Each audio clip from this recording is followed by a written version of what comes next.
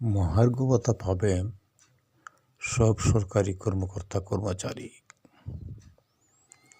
সব সরকারি কর্মকর্তা কর্মচারী মহার্ঘ ভাতা পাবেন। একই সঙ্গে পেনশনভোগীরাও পাবেন এই সুবিধা।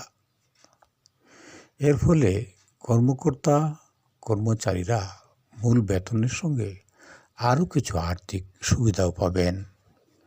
রোববার 15 ডিসেম্বর সচিবালয়ে এক সংবাদ বিজ্ঞপ্তিতে এই তথ্য জানান জনপ্রশাসন মন্ত্রণালয়ের জ্যেষ্ঠ সচিব মোহাম্মদ মোখলেসুর রহমান। জনপ্রশাসন মন্ত্রণালয়ের জ্যেষ্ঠ সচিব বলেন, এই লক্ষ্যে একটি কমিটি গঠন করা হয়েছে। এ বিষয়ে কমিটির সুপারিশ দেবে। এর আগে গত বৃহস্পতিবার অর্থ মন্ত্রণালয়ের অর্থ বিভাগ এই কমিটি গঠন করে অফিস আদেশ জারি করেছে।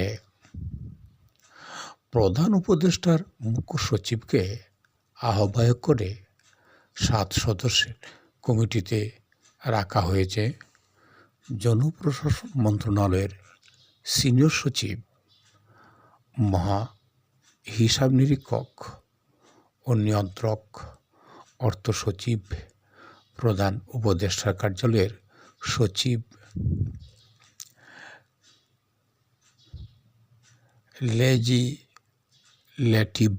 ও সংসদ বিষয়ক বিভাগ এবং আইন, বিচার ও সংসদ বিষয়ক মন্ত্রণালয়ের সচিব এবং অর্থ মন্ত্রণালয়ের অর্থ বিভাগের প্রবিধি অনুবিভাগের অতিরিক্ত সচিব। সরকারি কাজে নিয়োজিত জাতীয় বেতন স্কেল 2015 এর আওতাভুক্ত কর্মকর্তা কর্মচারীদের মহার্ঘ ভাতা সংস্থানের বিষয়টি পর্যালোচনা করে সুপারিশ করার জন্য এ কমিটি গঠন করা হয়। কমিটির কার্য পরিধিতে বলা হয়েছে, মহার্ঘ ভাতার প্রযোজ্যতা ও প্রাপ্যতার বিষয় পর্যালোচনা করবে এবং প্রয়োজনীয় সুপারিশ দাখিল করবে কমিটি। প্রয়োজনে এক বা একাধিক কর্মকর্তাকে আত্মীকরণ করতে পারবে। সাধারণত 5 বছর অন্তর একটি নতুন বেতন স্কেল ঘোষণা করার কথা। সর্বশেষ 2015 সালের জুলাইয়ে 8ম বেতন স্কেল কার্যকর হয়। সেই সময় নতুন স্কেলের সুপারিশ না করলেও মূল্যস্ফীতি বিবেচনায় নিয়ে বার্ষিক বৃদ্ধির ইনক্রিমেন্ট প্রস্তাব ছিল বেতন কমিশনের। 2023 সালে জুলাইয়ের আগ পর্যন্ত প্রতি বছর সরকারি কর্মকর্তা কর্মচারীরা 5% হারে ইনক্রিমেন্ট পান।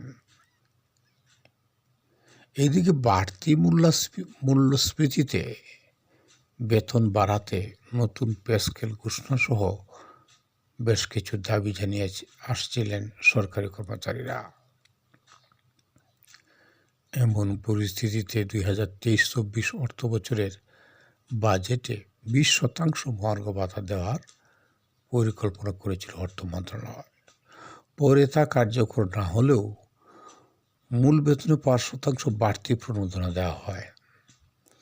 এতে 10ম গ্রেড থেকে 20তম গ্রেডের কর্মচারীদের বেতন বাড়ে 412 থেকে 800 টাকা। কিন্তু মুদ্রাস্ফীতির বিষয়টি বিবেচনা নিয়ে ন্যূনতম 1000 টাকা ও পেনশনভোগীদের ক্ষেত্রে ন্যূনতম 500 টাকা করা হয়। অর্থ মন্ত্রণালয়ের কর্মকর্তা জানান, প্রায় 2.5 বছর ধরে দেশে 9% বেশি মূল্যস্ফীতি বিরাজ করছে। এ প্রেক্ষাপটে 2023 সালের জুলাইয়ের বিশেষ প্রণোদনা ঘোষণা করা হয়, যা এ অর্থ বছরে চলমান। তবে প্রায় 9 বছরে নতুন পে স্কেল না হওয়ায় বাড়তি মূল্যস্ফীতিতে জীবনযাপনে হিমশিম খাচ্ছেন কর্মকর্তা কর্মচারী। বর্তমান অর্থনৈতিক পরিস্থিতিতে নতুন বেতন কাঠামো ঘোষণা করাও যৌক্তিক হবে না। এ অবস্থায় গঠিত মহার্ঘ ভাতার পরিমাণ নির্ধারণের পাশাপাশি বাড়তি 5% ইনক্রিমেন্ট বলবৎ থাকবে কিনা তা চূড়ান্ত করবে। সম্প্রতি প্রকাশিত বাংলাদেশ পরিসংখ্যান ব্যুরোর BBS হালনাগাদ প্রতিবেদন অনুযায়ী গত নভেম্বরে সারা দেশে খাদ্য মূল্যস্ফীতি হয়েছে 13.80%। খাদ্য বহির্ভূত পণ্যে নভেম্বরে সারা দেশে মূল্যস্ফীতি হয়েছে 9.39%।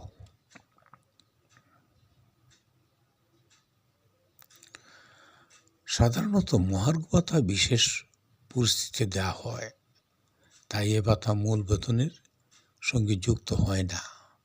ফলে তাদের বাড়ি ভাড়া সহ অন্য কোনো ভাতার হেরফের হয় না। জনপ্রশাসন মন্ত্রণালয়ের তথ্য অনুযায়ী সরকারের বিভিন্ন মন্ত্রণালয়, বিভাগ, অধিদপ্তর, দপ্তর, কর্পোরেশন ও স্বায়ত্তশাসিত প্রতিষ্ঠানে প্রায় 14.5 লাখ কর্মচারী কর্মরত। চলতি 24-25 অর্থবছরে বাজেটে তাদের বেতন ভাতা বাবদ বরাদ্দ রাখা হয়েছে 81,580 কোটি টাকা। বাজেটে মহার্ঘ ভাতায় কোনো বরাদ্দ নেই, তবে কমিটির সুপারিশের ভিত্তিতে এ হার চূড়ান্ত করে পরিচালন বাজেটের অন্য খাতের সঙ্গে সমন্বয় করা হবে।